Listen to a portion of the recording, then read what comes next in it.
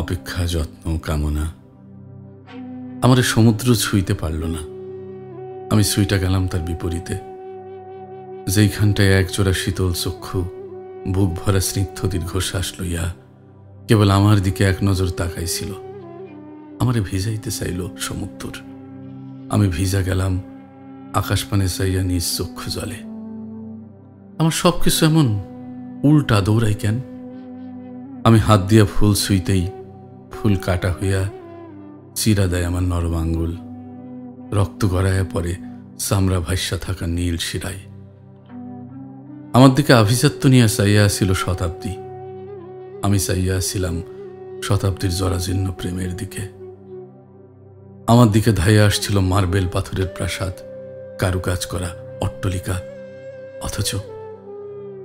অথচ আমি মুগ্ধ হইলাম খইয়া যা দেয়ালে।